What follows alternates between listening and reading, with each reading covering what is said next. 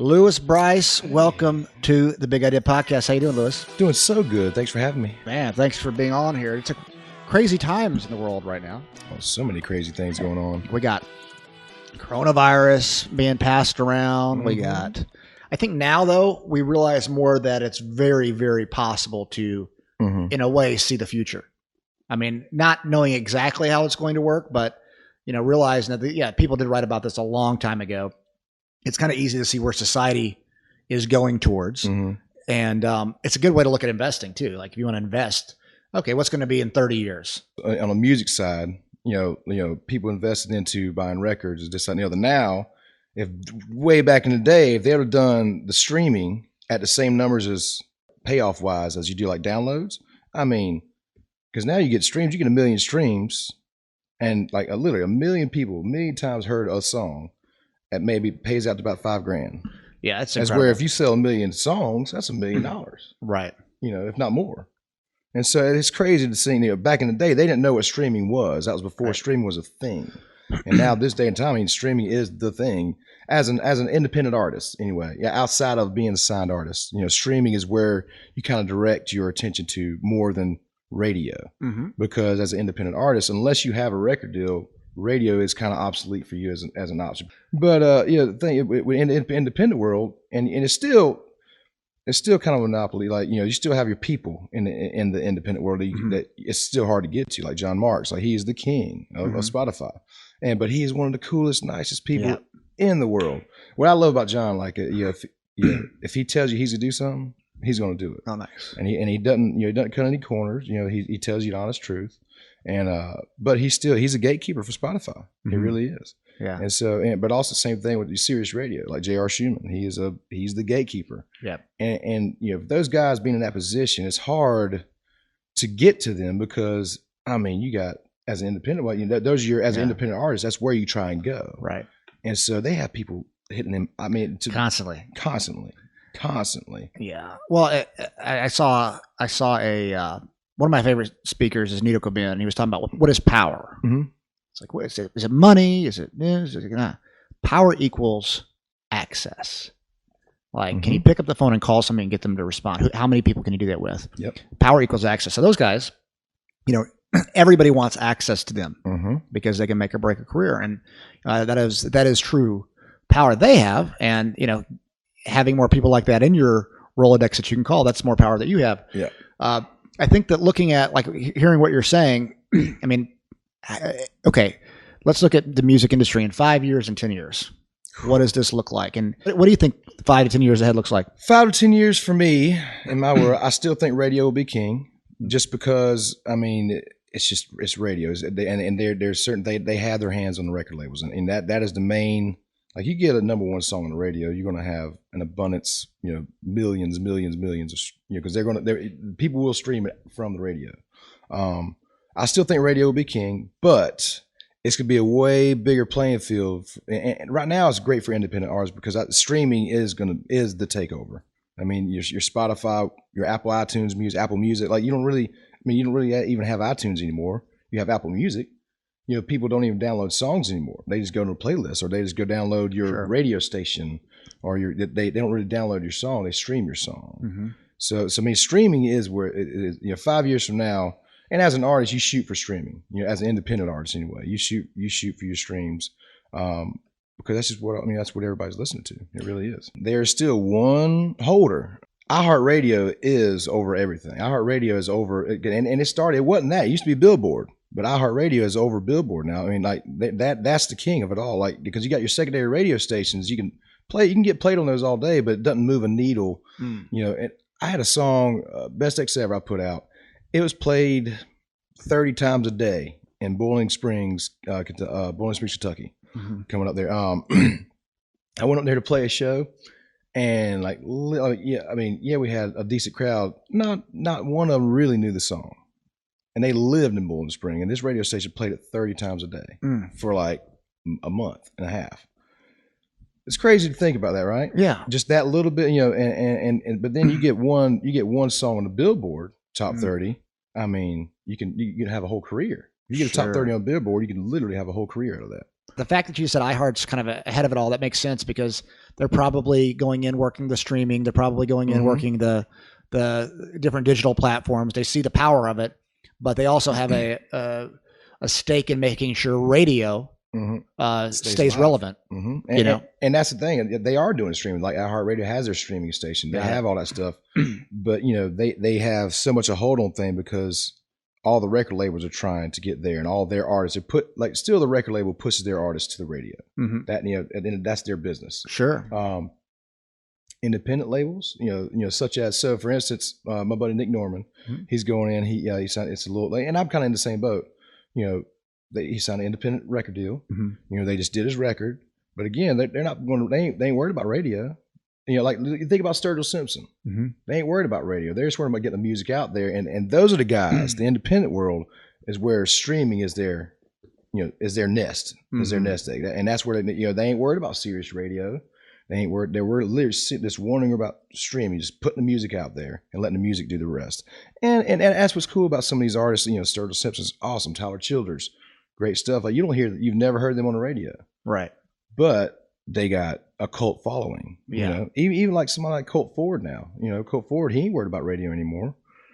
Jamie Johnson, he ain't worried about radio anymore, but he's got a cult following. Now he puts out music, people buy it. Right. So you can do it without radio. It just takes you just got to get those cult diehard fans that are there for every show. Like Brantley Gilbert, before he was on radio, he did a really good job of that. But before he was on radio, he had his cult following that people got it, but he had he had another little bit of help with Colt Ford because that's whenever Colt Ford did the radio. Again, these guys had like one or two major radio hits, and you build a career out of it. Yeah, off of just like one major hit. Isn't that crazy to think? It is. It's interesting. Like Jamie Johnson, how many hits did he have? I mean, besides In Color, can you name another song? Well, not that was on the radio. Yeah. Right. But now. He's just as big. He's not as big as Willie Nelson, but he has a following just like Willie Nelson. Right. And so, and that's this crazy thing, to build a career. And that's the goal, for an artist. I was thinking about on the way over here, you learn to work with nothing until you get a lot to work with.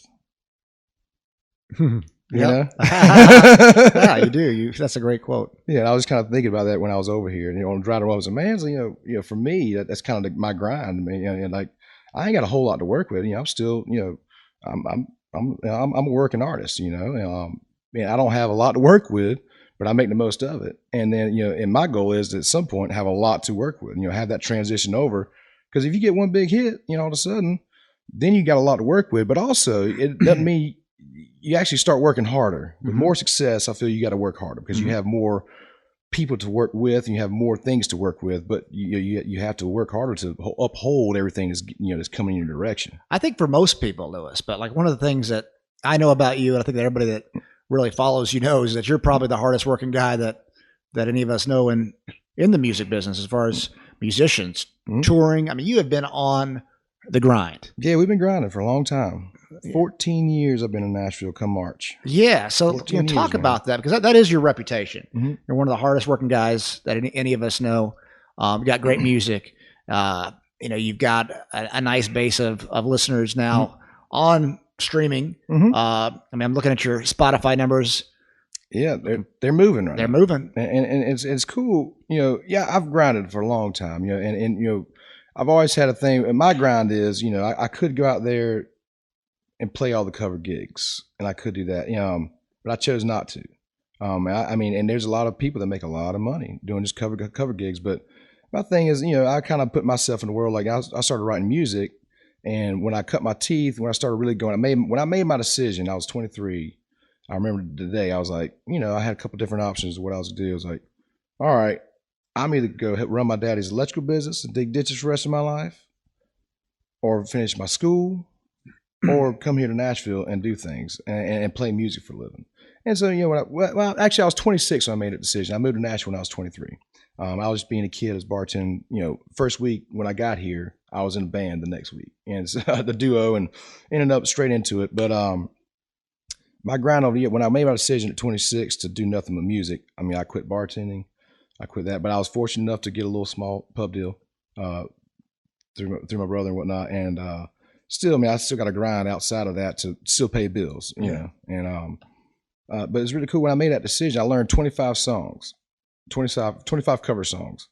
Never learned any more than those 25 cover songs, besides my only songs that I've written, and over all those years. So now, and now, but it paid off, because now when I go play, when I go back to Key West and play, people don't, people want to hear me play my music.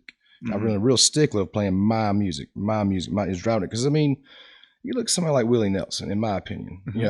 To me, that would be just an awesome life to live. He was never huge and big, kind of coming up. He was known more of a writer. But, he was never known as a crazy, big, good artist, but he was known as a songwriter. And then all of a sudden, he's got so many songs that people are cutting, that makes his songs bigger. And then all of a sudden, all of his friends with Highwaymen and stuff like that, he's kept playing. And now he's a legend, because he just kept playing his music. Right. And so he's kept grinding. Because I figure you do it long enough, something's going to pan out. That's right. And eventually, and that's about building, and it's deep roots, not wide roots. It's that's because deep roots hold you down. They I think deep roots really hold you to whenever the storms do come, because there's a lot of ups and downs in music. There really, and you got to you got to take the hits. There's a lot of hits you take. And again, like we work with a little until you get a lot to work with. No, that's great. And it reminds me, we did a podcast with Jelly Roll earlier this week, and he's put out 36 albums. Jeez. He didn't make 36, and he didn't make any money until 31.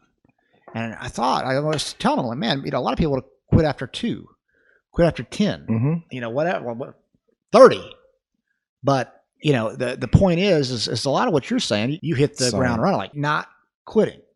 This ain't easy. And if you're a musician that wants to get into music and you're just like, oh, I'm just going to go in and then hit it big. I mean, that does happen. One in a billion? 1 in a billion. I mean, it doesn't happen. I mean, even the guys that you think might have happened overnight, it didn't happen overnight. It just looks like it, because all of a sudden you hear about him, right? Or hear about her. I guarantee. I don't know if I know anybody that's been a one-hit wonder, like off the rip. The closest person I could possibly think about would maybe be Kane Brown, but at the same time, he played music too. He grew up he was just at a young age whenever he happened. Actually, I think one of the things he got really discovered, he was singing a cover of one of my brother's songs. And crazy enough, but then all of a sudden he got into the limelight, and his cool look and his sound, that deep voice, and and he's released some good songs. He's got a good style, but that's probably the only person I could think probably had the shortest ramp up, but still he didn't have a short ramp up. I mean, he still studied music, because I think he studied music in school and stuff, and he always sang. Like grinding wise, like touring wise, I mean, that's just what I always do. And that's, I kind of sell myself on my live show. That's a big part of my selling point. Like if I go play a show and you hear me play, 9 times out of 10, unless you just disagree with what I'm doing, I'm probably going to get a new fan. And that shows every time I go out and play shows with my brother, if I go play shows by myself or anywhere. I mean, I always, I know that on my socials and everything, they always crank up after shows. And so, and that took a long time to find me, who I am as a musician as well. Probably in the past 6 years, I think is when I really found like who I am and what I'm doing, my style. And I really honed in on it. It's kind of weird, to kind of hear this every once in a while, but it's kind of cool, reassuring. I hear people all the time, like, they haven't heard me in a couple of years, or all of a sudden they come to my show like now as compared to like 5 years ago. Like, man, you're like night and day. It's like you're a whole different person, like a whole different character. You're like, you own it. And I think whenever you get comfortable with your music, you finally figure out who you are, the confidence does show out. Like, sure. And it's cool to get that reassurance every once in a while. Of course. But I just, again, I love this business so much, and when I made the decision to do it, like, there's no going back for me. And I think unless you have that mentality, you can lose it real quick. Unless you have that mentality, like, this is what I'm doing the rest of my life, and you got to quit everything else. You have to really focus. I mean, it's just like any other business. Like, if you want to be a fighter, right? You can't bartend. You can't go to school and be a fighter. You have to be a fighter if you want to be a professional, you know? If you want to be if you want your own business, and you look at people on Shark Tank, and it's crazy thing. People come in with their business and they say, "Oh yeah, I work part time here, and I got a full time job," and they'll ask you, "Well, you have this idea, but who's running the business? I mean, are you going to quit your job making, how are you going to support yourself?" But and that's kind of a step you really got to plunge into. You got to take that blind leap of faith in yourself. And you're like, all right, if I'm doing this, I'm doing it all in. I'll figure out a way. Yeah. And you got, it's just hard. It's something your passion. It's really hard to do other things. If you want to make your passion your job, your life, you really have to go all in on it. You got to go all in. But you got to run across that bridge, and then you got to burn it. You do. Like, oh my God, here we are. We're here. We're in it, knee deep, and ain't going. Knee deep in it, elbows greasing out. Yeah, exactly. No, that's amazing. I mean, it's interesting because the commonalities I hear among a lot of the stories, just successful people in general, is that it's like you have a thing where I know you're not going to quit.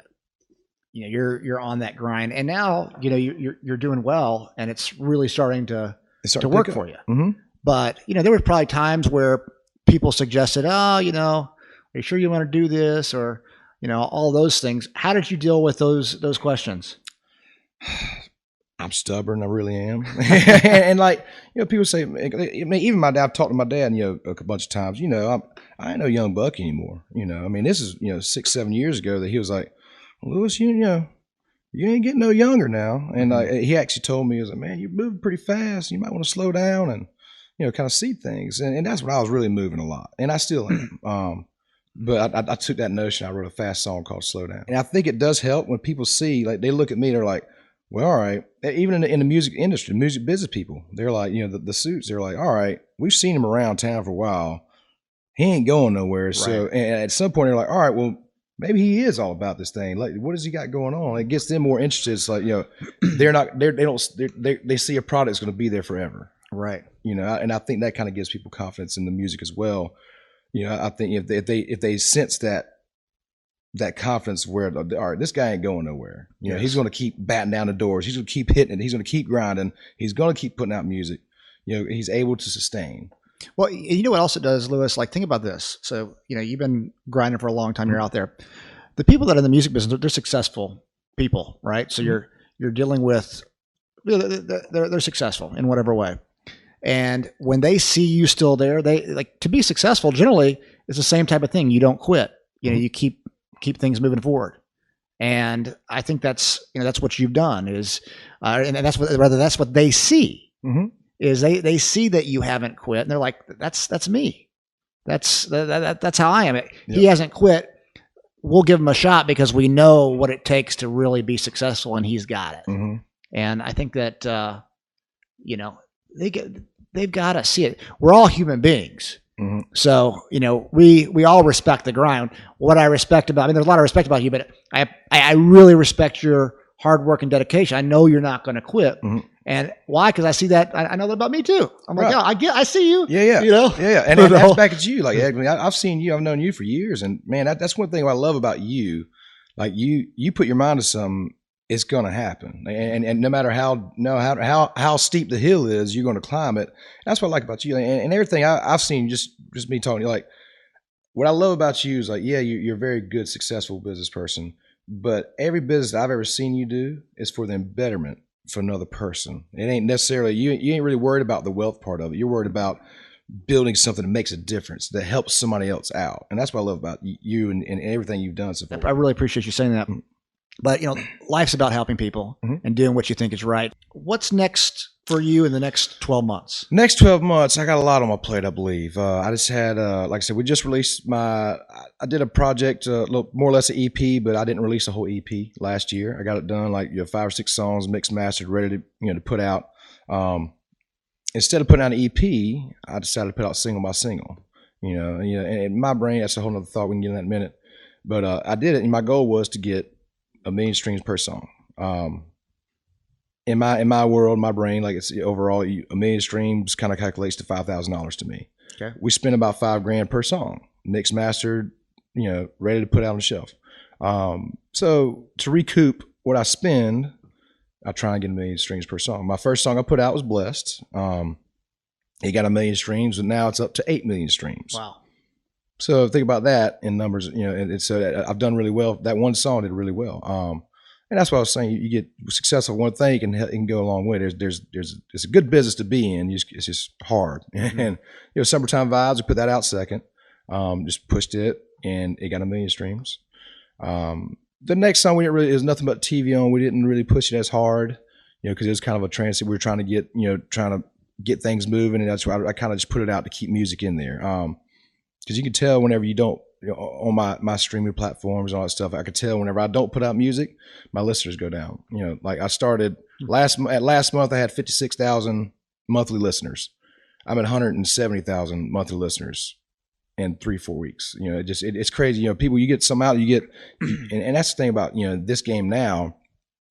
It's not necessarily like strategically how and when you put it out. It's like, how much can you put out? People want to hear the music.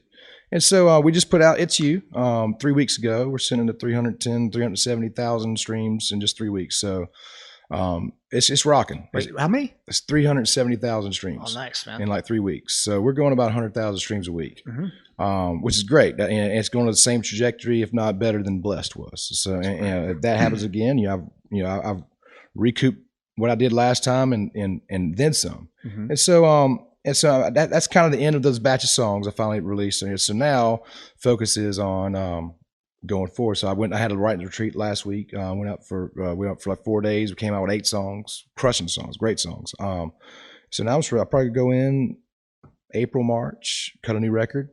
When I say record, I'm kind of on the fence now. I don't know whether I want to do it because I have enough songs. I don't know if I want to do a full record or do another EP, or still just keep going single by single. And for me, that's the fickle part for me. Because yes, I want to release a record, but I'm wondering if the angst and the want is there yet. I wonder if I build enough to where people are like, oh man, I wish you released a record so we're gonna sing my single. And so that's my goal, to kind of build up that angst, but also, going forward, again, I'm still independent. The overall goal, I would love to get a major like this year. And so I'm about to partner with a digital marketing group. And so they're bringing them in. It's called Halogen Group. A guy named Phoenix Stone and Sybil.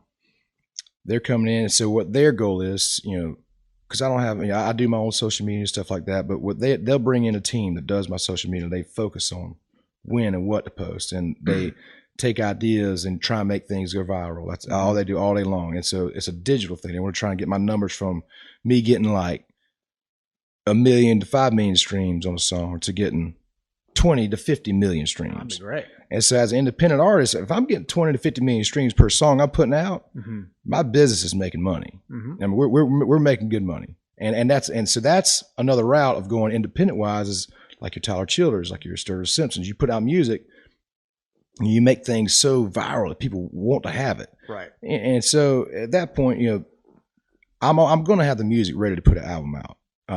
Question is when and what. But for now, I just want to go and cut these new songs and go on that route. But the goal this year is, I'll have like I'm going to cut another EP or / record. Just keep releasing music, man, grinding, getting the shows up, building my business to a level, and also bringing this digital marketing company. They want to get me to a level. They want me to be presentable to a major, like they, because right now these days, I mean, you don't see a whole lot of big labels going in and just grabbing somebody off the side and creating them as an artist anymore. They want to see somebody that's already created. Right. They don't want to have to go in and do the work. If they already got an artist selling millions a record, why do they go out and bring somebody new and spend millions of dollars? Right. To try and build them up? Why not have somebody who already has his business going, already has a somewhat of a substantial base under him? That way they can just come in and be a part of it. And that's what I'm trying to build my business. I don't want to go in and be like, oh, please give me, I need you. I want them to be able to come and say, hey, I know you're doing just fine, but can we partner with you to help you build this idea, build the brand, And so, and as an artist, you definitely want to get the major, but, and it's hard to hold out, it's really hard to hold out. And because since I've been in town, I've never done an actual showcase for labels. I've never done, a big showcase for booking agency. Luckily I'm with William Morris, they're a great agency. I've never really done any kind of showcases. And so I'm at that point this year. Like I am actually going to do some showcases for some majors. Oh, cool. Because the goal this year is to get a major. That's my goal. I feel like I'm here. Like that's me. As an artist, I feel like I'm pretty solid right now. I'm very confident in who I am and the music I'm putting out. I think it's very attainable music. I think it's stuff worth listening to, and the message. My songs. It's the reason why I do this is overall is to for the betterment of. I think I may not ever meet a person that I may touch their lives in some way. I've always ever since I was a kid. When I started doing this, my mama said she asked me one night. I said, "Lewis, why do you do this? Why are you doing this? Why do you wear yourself down? Why do you work so hard at this?" Yeah, and because you still and I was like, "Well, Mama," I was like, "I may not ever meet this person, but I think I just feel like, and I may have already done it, may not have already done it, but I feel like somebody's gonna come into one of my shows in a brain mindset of like, after this show, I'm taking my life, I'm gonna kill myself, but they're gonna come to my show and watch the show, I'm like, hey, you know what? Real people go through shit too, and I don't have to, I don't have to do this. So now I'm gonna go home and not kill myself. Right. I may have done that, may have not done that. I don't know. I don't really care to know. But I just feel that that's purpose why I'm here. Is to make other people realize that there is happiness, even through the shitstorm. There is happiness. There is a light at the end of the tunnel, and that's why I play music, because you're out there. There's music going. Music brings out emotions, brings vulnerability, brings happiness, it brings encouragement, but it also brings, like I said, lets people out there know. I mean, that's why you have your heartbreak songs. That's why you have your crazy party songs. To get people hyped up after a long 40-hour week. You want to be laid back, maybe hear a chill song. It's kind of music is a natural thing. It heals people, but it also, I think it embetters people. Like you said, with Hope Song, that down in the hospital. For those people down there in that hospital. They're there at what you guys doing out at Chips. They're on the end of their string. They're in their last minutes could be tomorrow. Yeah. And they're also in another place. Not home, or surrounded by other people, not at their home, not around familiarity. And so, what Hope Song's done, they bring down musicians. And they'll play. You never know what songs are going to play, but just for a minute, you could see it, and I've done it. You see those people there, man. The first time I did it, I didn't realize, how I think it is special for them, because it gives them just a sense of familiarity or something. Like, man, this is awesome. It kind of brings a little happiness to their day, because these guys are, they're going through so many different treatments. They're beat up all day long, just trying to live. And so when they hear something, again, it could be a sad song, it could be a happy song of endearment. It's like, it makes them want to push a little bit harder, just keep on going, because there are things in life, and I think music is a beautiful thing in life to hear it and to be a part of. Yeah. And so it's a healing. Music does heal. Music is absolutely healing. I mean, it's human connection that it's hard to put. It's hard to put in words what music really is. It's because it's different for so many people, but it definitely connects people to specific feelings. And I think for Hope Song, what's so great about it is you have musicians coming in to play for patients. They're flying from Nashville, which is 2,000 miles away, all the way to Mexico to play for American patients. And patients like, what? These guys flew in from Nashville to play for us? Like, what's going on? These are great musicians. Guys like you. I mean, you get some of the best musicians in the world. Through that. Absolutely. It's great groups, very talented writers and all that stuff. And they're getting. It's such a great thing that Hope Song does. I mean, because they bring literally. I mean, from Nashville, you get the best musicians, the best artists in the world. Yes. Flying to Chips Hospital in Tijuana, Mexico. Yeah. What? It's like, hang out. Like, huh? Yeah. But it's amazing, and it's we absolutely believe music is healing, and I'm so grateful for John to take that. I say chance, but to. I mean, that's something for him. That again, that's a career that he jumped in full head on. Yeah. He didn't do anything else. When you making those decisions, he didn't have to do that. Right. But he did, and now it's still going, and it's still and it's growing. It's probably it's a great organization. It's still growing, and if he wouldn't devote his real time into it, sure, You know, if he was out bartending somewhere else, or if he had to do something else to pay his bills, I don't see that. I don't see the program still going like that, you know. Right. But No. he invested his whole self in there, and so it's still going. It's strong. Well, I think it's also an example of the Nashville community kind of getting together and supporting a bigger cause, which is very much Nashville. Very to much me. so. I mean, the fact that we do get to fly out a couple of musicians a week from Nashville to play for patients in Tijuana, Mexico at Chipsa Hospital. I mean, that's incredible. Yeah. And it does show, you know, the heart of the musicians in Nashville, the collaboration, the kind of giving yourself to a bigger cause. And Nashville really does have a very, very caring, like, I mean, I call it the biggest little city in the world. Right. Because, I mean, everybody knows everybody, but it's also very, you know, caring, you know, and also I think this day and age in music wise, like back in the day, I think it was a lot more cutthroat. Yeah. I think this day and time, you have a lot more musicians that want to help other musicians in any way they can. Yeah. It's more of a building thing because, you know, Nashville for me is built on relationships. Yes. They definitely build on, you know, creating your connection here. You know, that's why I say if I'm awake, I'm working. You know, if I'm out at a bar hanging out, I'm probably working because I'm looking for another connection. Not necessarily looking for one, but I'm probably going to run across another connection. You never know. It might be the next right that I set up that could change my life, change somebody else's life. Right. It could be another producer who comes in, or it could be anybody. Just pick another, you know, like, you know, hanging out, all of a sudden meeting Ed Clay at a bar in 12th and Porter. 14 years later, you know, having a podcast talking about, you know, all the crazy stuff. So, the Nashville community for me is a big caring thing. It does show that, you know, when things with Hope Song, they come together and they really support, you know, like Musicians on Call is another great thing. One. Yeah, there's a lot that musicians do in Nashville to give back. If you know, it could be the stuff that happened in Australia. You got musicians doing shows for that. It could be. I had a show the other night. I had a big Australian. It was all Aussie, and there's a lot of Aussies in Nashville, by the way. A lot of Aussies. You would never guess, but they'll come out the woodwork. My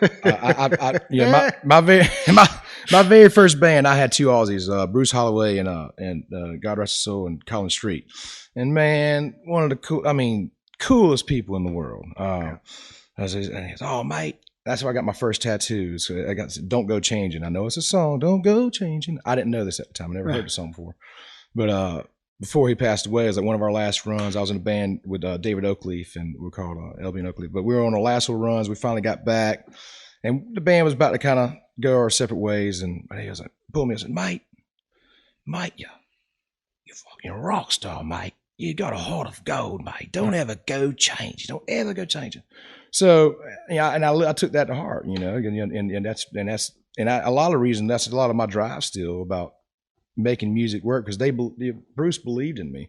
My other guitar, Josh Tovar, man, there's people that just played and being part of this camp that I've worked on. You know, I've had two guitar players, you know, pass away. I wouldn't play guitar for me. I get it. They get the humor. But man, it's like, you know, for me, it's like, you know, I started this drive, and like these people got behind me, they believed in it. So that's also part of like my drive, is like, I told these guys I was going to do it. You know, and it's not just for myself to make it successful in this business. I think it's also, you know, I think it's a little bit for them too, for the people that believe in me, you know, to not let the people to believe me down, right? You know, but also, yeah, I believe in myself too. I don't want to let myself down, and so forgot where I was going at, but Aussies. But my first tattoo, I was in Vegas, and me and my brother and Stone, and Lee never got a tattoo. And I think we were in Vegas, and I was sitting at a blackjack table, and Lee said, "Hey man, let's all get a tattoo." Me and Stone was at the crap say, we all went to the actual tattoo parlor. It's called Tattoo. Guy named Juan did our tattoos.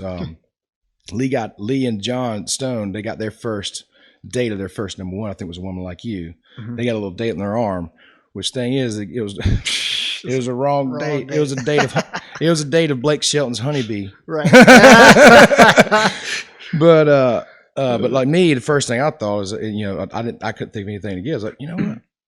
Don't go changing. I can live by that. Right. And so, and I still do. It's like, when I say don't go, I'm still pretty much the same guy. I might have calmed down a hair. Right. Just a little bit.